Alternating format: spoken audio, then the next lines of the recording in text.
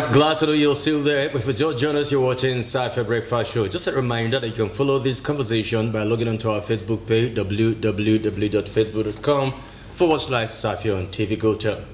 Now, the role of women in nation building cannot be overemphasized. For we have seen in developed climes where women assume leadership position and they did credibly and exceptionally well. But can that also be said of a Nigerian woman? If indeed it's possible for the Nigerian woman to venture into leadership positions, what are the bottlenecks and the bureaucracy in terms of politics as well as democratic tenant?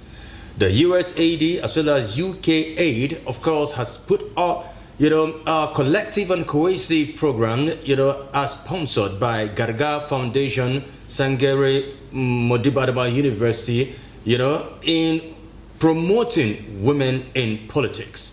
And joining us now to further the conversation as well as share their insight as the role Nigerian women play in nation's building as well as in politicking to also improve upon the democratic process of nation building. We have Honorable Wilbina Jackson. She is a former commissioner here in Adamawa, former commissioner of education. Seated alongside her is Honorable Alexia Fakuta Naina. Of course, she is a woman activist as well as a politician, and both of them join us now to further the conversation. I wanted to say, ladies and gentlemen. Okay, should I say, ladies, good morning. Thank you, sir. Yeah, we are most grateful that you could grace, our platform today, and I think your name echoes, across Adamawa State, for anyone who've been following political developments here in the state. So it's indeed a huge pleasure to have you join us on the program today. Thank you so very much. Thank you very much. Yeah. All right, let me start with you, Honorable Wilbina. Talk to us how you feel, how important rather, and critical it is for the woman's participation in nation building before we can infuse in the issue of politics, because I know that there are some who can only have the chance into leadership only when they ride on the wings of politics. But let's look at the bigger picture, the woman generally. It's not every woman that is a politician, but how pertinent it is for a woman, to venture into leadership position in Nigeria. Thank you. It's very important to teach them, to tell them out there that they are very, very important and that they are needed, and for the men and people like you to tell the world that things about bringing in money, funding, or any religion to stop them should not be considered. Okay. It's very important they should be there. We are all supposed to be there. When you talk about the ESCO level, there should be more women there. You can't just talk of the woman leader, only one woman, and then bringing in 30 men at the ESCOs there. So if you do something like this, more women will come. And if you say that, I'm happy that now in PDP this is free, you can buy form with money as a woman. Yeah. But there are some women, there are some men that say that we should bring some money.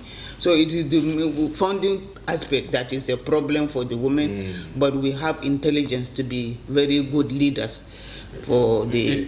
Do you think the perception, even before now, of politics or governance is patriarchal in Nigeria? That's where women seem to be relegated to, let's say, I don't want to use the word the background, but of course, allowed to assume, key roles in leadership in government. Well, yes, we are stuck. It's a man's world in such say. Men are not more than women. Okay. We can even say that women are more than men because you marry 4 of us. So it tells that the figure is bigger and that's how we win any position. Okay. But we have more women in Nigeria or anywhere. But you find that we are not encouraged. We are asked even by our husband to stay at home, not to come out, and then sometimes they bring a political view that the religious view, the religion doesn't allow us to come out. So otherwise we are very many and we can perform very well in any position you give us. Okay. Not always. I found you mentioning about the second position. We don't mind the second position.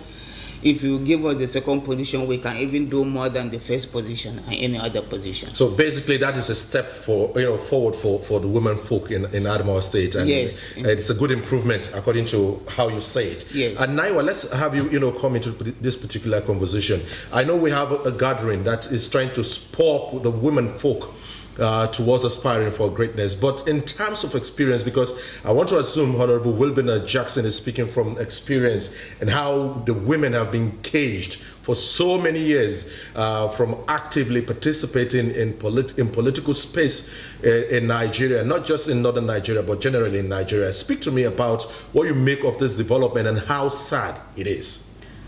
It's quite sad. As she said, the population, the majority population of the voters, most of them are women.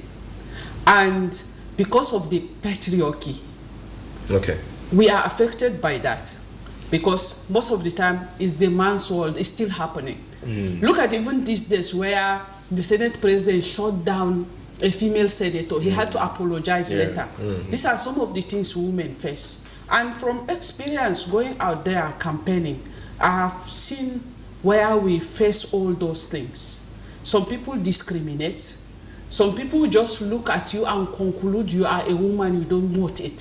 So it's really difficult for women. We are the majority voters, but the mindset, we are struggling. What's wrong with the mindset? Because I should assume that if you constitute the majority, then it should be an easy sale for the woman whenever she aspires for any position in Nigeria. But what is it about the mindset? Maybe you can clear the doubt on that one. See, patriarchy, stereotype has been internalized, even in the heart of some girls. How many girls are being brought up by the parent telling them that you are going to be a governor or president? It's always president wife, or you're going to be the first lady. How are you going to be? You have to behave well for your husband. Nobody is preparing you to be a leader. Nobody is preparing you to be someone valuable in the society. But the thing is that you talked about self-internalization of these convictions, and over time we haven't seen in Nigeria, particularly, I know there is this regional, conception where predominantly in the north we only have a few, like this Hajia Suwaiba back then, who also was an activist, but it was predominantly silent in the north. So it has also a regional perception. But in the southeast, there were women who have been active in terms of governance and in politics. So do we also say regionalization, played a role, particularly to the northern Nigerian woman? Regionalization and culture is affecting us more than the other part of the country. Because we are too deep in the culture, and our culture is always saying women are meant to stay in the house, be taken care of, take care of the family. So, but in the south, the liberation come early. You remember all those, we always feature this woman, say the first woman to drive a car. But she was not just the first woman to drive a car, she was a female activist. And about women riot, if you check in the south, they have that liberation earlier than in northern Nigeria. Because even in the representation, if you check, most of the women that are elected into political position are more from the south. Okay, so now where I would like to come in is I would like to talk to Honorable here now, Honorable Wibina. You've been in the political space for a very long time. Yes. I want to assume that we have persons who will say these boundaries or restrictions are rather fictitious, doesn't really exist. It's just like the mindset thing which you said about. But you've been in the political space. Are these restrictions really real? They are not. So they what? are not real. Because when I came in as a member House of Assembly, I won 10 wards in 10 wards in my local government. 10 wards in 10 wards? Yes. There's no ward that didn't elect me as a member House of Assembly. When I came in, even the most important people you are talking about, I can't mention their name, they didn't win that much. So you see, in my area, I can't claim that, but we are in the north too. They like women. They like me as I've been a woman. So I became an honorable member. Yeah. Then later on, Murtala Nyako made me a chairman, acting chairman in my local government. I was the only woman out of the 21 chairmen. So that has not happened to me. I can't understand what that means. Because they were considering me. I've been a woman, though old enough. I'm over 60 years. I'm 60. I don't want to say I'm 67. People will laugh at me.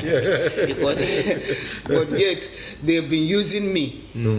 Though that thing did not go into their mind that I'm a woman. They have been using me for so many things. Okay. So that would lead us now to talk about something that is about to change, because obviously this new engagement by Gargar Foundation, in partnership with the USAID and other partners in this particular initiative, is to change the narrative. Because from these stories that we've heard, there are two versions to it now.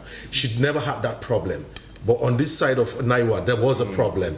There was a stereotype that kind of created a bit of mindset for people to look at the woman in a strange manner and never wanted giving them a chance to aspire. But let's talk about this particular engagement that is trying to create a new wave of women's active participation in electoral processes, electoral successes, and also demand for gender equality by Gargar Foundation.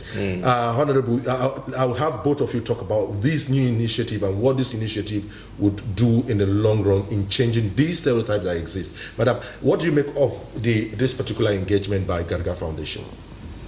Yes, thank you. We have to talk to the women. We gather the women in politics, telling them they should be very active in all this. They should not mind what people are saying. They should come, and then we will be working for ourselves. And let us, woman for a woman, men for women, because we are our mothers and elders, sisters, and all this and that. Right. So I think the Gargar Foundation is good. It will encourage us to talk to women and encourage women, and that's what we're doing. And they are coming up. Yes. And I think you are a very bit of a more resource person.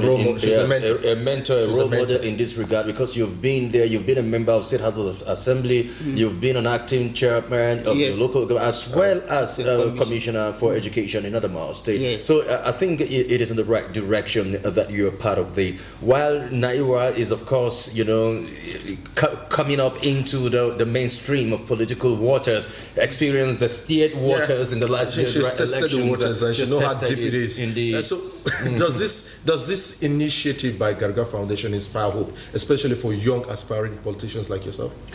If initiatives like this would have happened even long time ago, it would have helped. You see, this is what we are all looking for. When we are talking about marginalization of women in politics, that things are not updated, we are talking on a general level. Because there are women, of course, that win seats. But how many among many? So this is what we are talking about. And if you check, if non-governmental organizations, civil society organizations are collaborating with government, encouraging women into leadership and politics, we will go far. We will go a long way. If other organizations can emulate Gargar Foundation in conversation like this, we will go far. Engage men too to talk about gender equality, to talk about getting women involved, encouraging government too, encouraging women, because in the political space, it's not just the patriarchy, but we are at the economic disadvantage. How many women millionaires are out there that can even venture into politics? And also, the young girls in politics need mentoring. We need mentoring. And not just we need mentoring from female politicians like you that shows the way for the young girls to make them understand that they can do it, they can be part of the leadership. And also even male, as you are encouraging that women should get involved. Let's all get involved in the business of nation building together. Do you think it's an uphill task, or it's a rather simple task for us to create a kind of supportive environment that would stimulate this kind of advancement? It's uphill task because it's something that you are dealing with, as we said earlier, culture, religion, and the mindset. So it's Sensitization is important. The advocacy is important, and everybody have to get into it. I think I like the striking comment you've made that not just the women should support, the women politicians, but as well the men should, of course, support the women politicians. I want to derive a point from, let's take a look at international and comparative politics now, like what's happening in the U.S. When President Joe Biden stepped down, he was the first to nominate Kamala Harris. Yeah. Now, that is the position of a man, and of course, as a president, to nominate Kamala Harris. But let's not forget also that there, the tradition, stereotype, culture is negated in terms of the politics. And Nigerian politics is said to be after the similitude of that of the United States. But we didn't get to that point where we can emulate completely without infusing this stereotype we talk about, culture, tradition, and so on and so forth.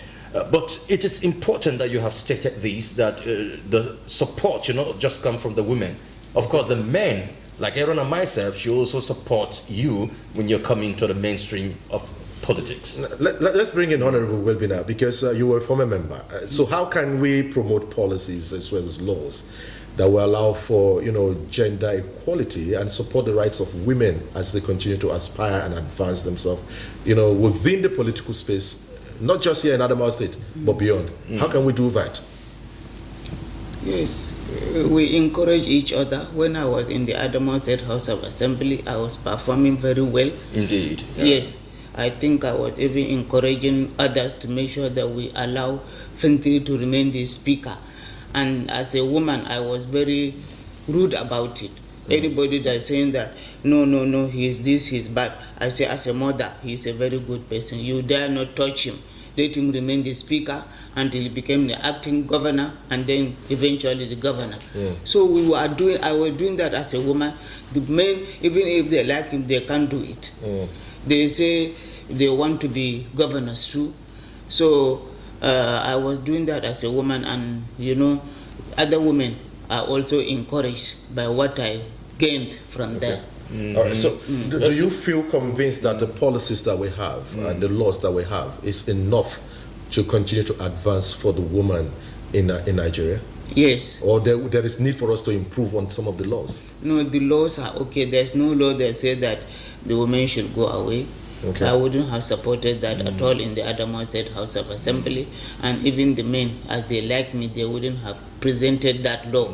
There's no law like that. Okay. So we were even encouraged by the laws that are in Adamawa State House of Assembly. But unlike now, during your days as a member of Adamawa State House of Assembly, you weren't the only woman in the State House of Assembly. There were other women. The likes of Rhoda Boogie, right? Was she also part of you? No, she was before me. Okay, she was before, but you were not the only woman on the floor of the House. No, we were two. You were two. But reverse is the case now. If you look at the current crop of state, members of House of Assembly, we have only one woman. What does that speak to you now, as regard to women's participation over time in politics? That most women should be encouraged in the election. There was only one woman that came out for that. That's why she was the only one elected. So if more women have come from other local government or other constituencies, they will have been involved. Is it a question of women not coming up, or is it a question of not believing in the woman? No, it's the question of women not coming. Even if they come up, I even mentioned it, that in the Adamawa State House of Executive Council, they have to elect somebody to contest. If you are not elected, even in from the ESCO level, if there are 30 men and one woman as a woman leader, how would they elect a woman to become anything? Okay. They will all elect men. The woman leader cannot elect a woman that wants to be contesting for anything. So that aspect too has to be considered, so that if you bring out your executive council from the state or ward or local government, there should be more women there too at the ESCO. Now, Naiwa, this is what Madam is advancing for. I don't know if you believe in that thought, that would be the gateway, the silver lining for this, that we need to start it from the party level. Yeah, Honorable is encouraging women to get involved from the party executive council. And actually it's true. Even within the party executive council, you see very, very few number of women are there. But the issue is, it's not that the women are not going there. They are practically marginal. Even, let's talk about common leadership in our villages, communities. How many women are there? Have you ever had a woman Joro? In the north, it's pretty impossible. We've not seen that happen in the north. So, as I said earlier, we have to deal with that mindset. And as we are also advocating, because it's not just from the women, look, internalizing the marginalization, it's also the people in the leadership have to encourage the women to get involved. Okay. So, but do you consider this good enough? Because I see most political parties give free forms to women. Does that inspire hope for the women? It's not about the free form. I remember the two of us from Northeast, we were trained to contest for lawmakers. The other person wanted to go for Senate, and I went for House of Representatives. It's not about the free form. It's about what? Politics is very much capital intensive. Even if you have the free form, you have the intelligence, you are capable. If you are not economically strong, if you don't have the backing of the stakeholders, you are not going anywhere. So it's difficult. But isn't this a step ahead, you know, as an improving upon what has happened before, going by the just concluded local government election and the decision that Adamawa State People's Democratic Party and the governor has made that, okay, all the local government chairmen must carry the women along as their vice. Do you think that is a step ahead, or it is a permanent relegation of the women folks to, you know, occupy a second position in whatever they do in politics? We appreciate the governor for putting women at that stage. It's the first thing to start with. But the truth is, also, for proper participation of women in politics, it would have even been better for women to be issued the resources to contest, to be at the helm of affairs. Okay. So if I get it correctly, you believe that the era of handouts should end now. The women should start earning it because they have rights also, just as the male folk, to get to that height. We are doing advocacy. We are not saying it's women's right for them to be imposed into office. No, I'm not talking about imposition. I'm just feeling that based on the Constitution, there is no disparity. Everybody is equal before the law. That's where I'm coming from. We are talking about the issue from a practical sense of view. In the law, it will show that everybody have equal rights. But when you go out there practically, it's not like that. Okay, these women are giving vice chairman all over 21 local governments. How many vice chairmen can you call in all these 4 years that you say, this, I can recognize this vice chairman for performing this? No. Okay. But what we are saying is that, why won't we give those women a resources, capacity for them to stand out also as the chairman? Okay. Yes, we are grateful for this opportunity. For the first time in history, women are involved at that level. All right. But we hope for better.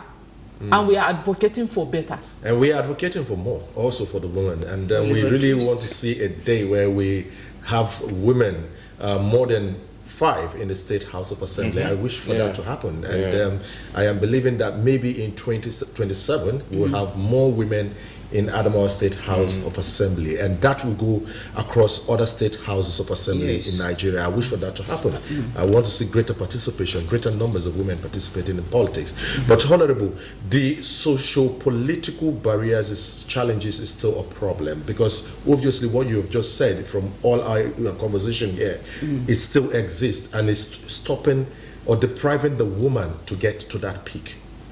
So how can we encourage ourselves? Because that's the essence of this particular meeting by Garga Foundation, where we talk about these challenges and see how we can, walk around these challenges to see women get into the peak or the pinnacle of politics in Nigeria, irrespective of whatever bias that there is, because the Constitution does not recognize bias. So, Honorable Wilbina, how do we walk around this socio-political challenges that we have in Nigeria? Say, for instance, the stereotype she was mentioning, where they say woman cannot get to that peak and things like that. How can we walk around these challenges? Thank you. We know what His Excellency Fintiri has done is the first step to make us be the vice chairman. It's a way of removing that socio-political or reducing the strength of that socio-political. To get to the vice chairman is a first step, and from there we become a bit stronger. Okay. And then became the chairman. We don't want him to tell us to become the chairman, or he has done that without necessarily giving us money free of charge, but it's a free of charge something. So we thank him for that, and I believe he will think of another step to make us very strong. He made me the Commissioner Education and Human Capital Development, which is a very big office. He did it because he likes me, and he knows that as a woman I can do better for our children in schools. So Fintiri is trying very hard. So it's a he for she. Yeah. He's a he for she. I like him for that, and I'm sure he can do more. If we say that we are grateful, more people will try to do better than that. All right. So Daiwa, would you have anything to add to that? Well, as it is right now, we are already in the process by even having this conversation. Okay. And we need laws that back this up. We need laws that support women, the gender-sensitive laws. We can say, yeah, the Constitution gives everybody right, but is the Constitution encouraging women to get involved? And secondly, as we said, even men too should be part of the advocacy. Okay. And the women that are out there ready to join the politics, they need mentoring by both male and female seasoned politicians, because they need to come up. I remember after election, I've met some of the women that have passed through a lot too during the election, and we encourage each other during the time. And also, this advocacy that international organizations are doing is good for all of us. Because it's tough. Look at Adamawa State. From 1999, how many women have been representing in all the 21 constituency? How many women represent? How many women in 21 local government? How many women made it to the State House of Assembly? If you count and calculate, it's less. And it's not that women are not coming out at all. As I said, we are the economic disadvantage, the stereotype, everything. So it marginalizes some women naturally. So we need to encourage them by mentoring, by helping with the socio-economic problem, and by encouraging even our religious leader too, CSOs, NGOs, the government itself. We need because that help. Obviously that is one of the meetings that Garga Foundation has put up together with its partners and sponsors for this particular project. But talking about mentorship, and you're with a seasoned politician. Honorable Wilbina Jackson is one of the foremost politicians when it comes to women in politics. Indeed. in Adamawa State. Sure. I don't know, does this in any way inspire anything, like a hope for you going forward in the future? Of course, I am highly inspired. You are one of the people that inspire us in the state, that yes, you can do it. Looking at your life as an example, the girls now that are aspiring to be in politics, if she made it, I can make it. So that's a great inspiration for young girls and women that want to get into politics. So if there is anything, Honorable Wilbina, let me get back to you. If there is anything you would wish that this particular foundation does differently in supporting women's active participation in electoral processes that would one day snowball them to the pinnacle of maybe becoming the president of Nigeria, what would that one thing be that you might want to suggest to them to say, this is something that you need to do differently so that we can encourage more women to be actively, to actively participate in political processes in Nigeria? Thank you. That as they started, let us have a group of women in politics, and I will be their teacher. Okay. Interesting. The best teacher of talking to them there. Maybe there's another, and their example, in short. Let them suggest that women should come here or go while we have more women.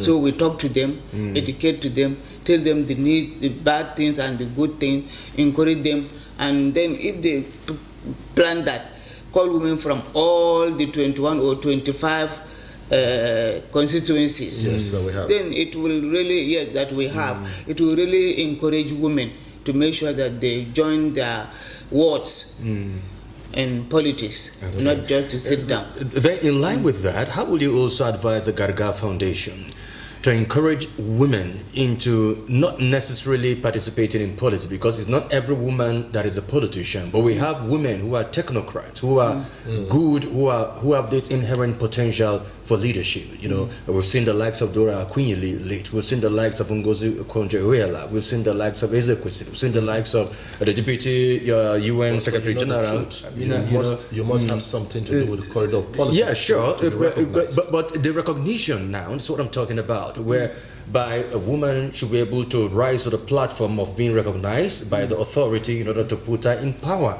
So what advice also can you give Garga Foundation to see that, okay, you harmonize and then sandwich every woman into either this one in political leadership as well as this one in leadership position based on appointment, and looking at the ability and the potential the woman has?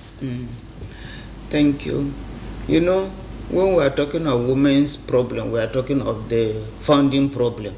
Garga can found them, found their coming, found you are calling them, found you too, found everybody. Garga Foundation can bring out money. I know they have a lot of money. So that if they encourage me with a lot of money, I will actually go to any small village and call these women to come. Not only me and her or So any it's a other question of person. mobilization. And you too, you will be talking more about us on air when he phones you. That's what I know from Garga Foundation. Don't mind them, they're Garga kind of Foundation, stingy, you though. can do better. We're expecting them Don't to give them really just, release the funds. just 10,000, 20,000. Give them a lot of money so that they will bring out more women. All right. Thank you. So, Naiwa, what final thoughts do you have? And how much credits would you want to give this foundation for bringing together and recognizing the need for women to aspire for greatness politically and in governance in Nigeria? Well, we appreciate Garga Foundation for this opportunity and considering gender equality and women in leadership and politics, and we hope that they will also engage women in trainings, sensitization, and even engage in advocacy, especially training women in the position of leadership, because self-development and encouragement and it helps women a lot. I myself am beneficiary of some organizations that trained us, and today we can come out, understand what it is about, and get into the political and leadership ground and come out. So we appreciate Garga Foundation, and we believe there are a lot of work ahead for encouraging women to get involved, and they will join hands with other organizations to do more. Yeah, so it's not a walk in the park. It takes a lot, and it requires a lot for them to get there. But however, they say a journey of 1,000 miles begins with just a step. So the step has been taken by this foundation, and we're believing that if they can sustain this sustainably, where you engage women more frequent, it would once again change the thoughts and belief system of these persons, and they will actively participate. We are here for she's, so don't think we are completely. we are here for you guys. Honorable Wilbina, thank you very much for joining us on the program, and Honorable Naiwa, thank you too for being a part of the program. And we wish you all the very best, and I wish this engagement will be super productive at the end of the day. Thank you so very much. The same. All right, thank you very much. Okay, so this is SAFIYA Breakfast Show. We're back with our punchline, and maybe perhaps SAFIYA Connect will be ready as a diet to top up the grill for you on the program today. We'll be back in a bit. Just stay with us.